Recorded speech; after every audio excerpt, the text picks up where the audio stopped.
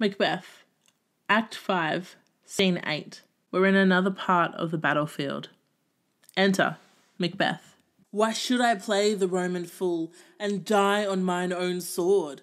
Whiles I live, the gashes do better upon them. Enter Macduff. Turn, hellhound, turn!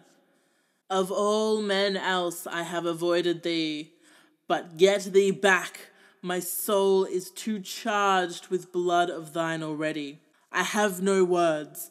My voice is in my sword. Thou bloodier villain than terms can give thee out. They fight. Thou loosest labour.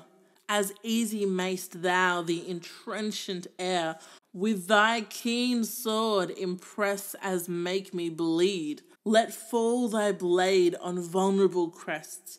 I bear a charm's life which must not yield to one of woman born. Despair thy charm, and let the angel whom thou still hast served tell thee, Macduff was from his mother's womb untimely ripped.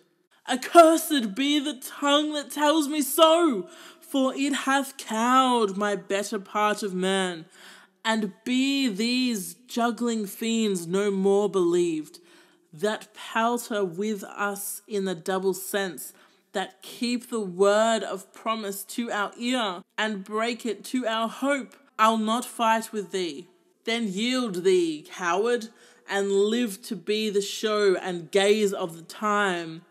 We'll have thee, as our rarer monsters are, painted on a pole and underwrit, here may you see the tyrant. I will not yield, to kiss the ground before young Malcolm's feet, and to be baited with Rabble's curse. Though Burnham would be come to Dunsinane, and thou opposed, being of no woman born, yet I will try to the last. Before my body I throw my warlike shield. Lay on, Macduff, and damned be him that first cries, Hold, enough! They both exit, fighting. The retreat sounds. Enter Malcolm, Seward, Ross, and other thanes. I would the friends we miss were safe arrived. Some must go off, and yet by these I see so great a day as this is cheaply bought. Macduff is missing, and your noble son. Your son, my lord, has paid a soldier's debt. He only lived but till he was a man, the which no sooner had his prowess confirmed in the unshrinking station where he fought, but like a man he died. Then he is dead. Aye, and brought off the field, your cause of sorrow must not be measured by his worth, for then it hath no end. Had he his hurts before? Aye, on the front. Why then, God's soldier be he. Had I as many sons as I have hairs, I would not wish them to a fairer death. And so his knell is knolled. He's worth more sorrow, and that I'll spend for him. He's worth no more. They say he parted well, and paid his score, and so God be with him. Here comes a newer comfort. Macduff re-enters, with Macbeth's head. Hail, King, for so thou art.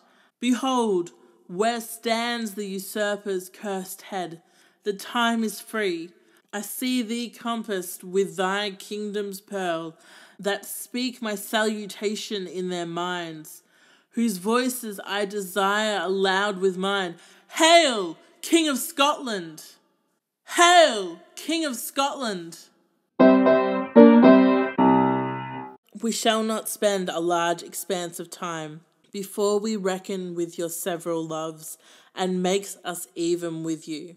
My thanes and kinsmen, henceforth be earls, the first that ever Scotland in such an honour named.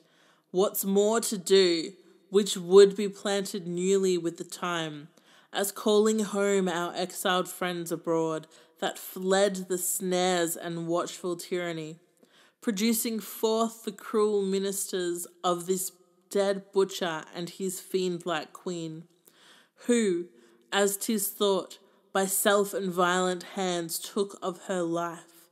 This, and what needful else that calls upon us, by the grace of grace, we will perform in measure, time, and place. So, thanks to all at once and to each one, whom we invite to see us crowned at Scone. They all exit.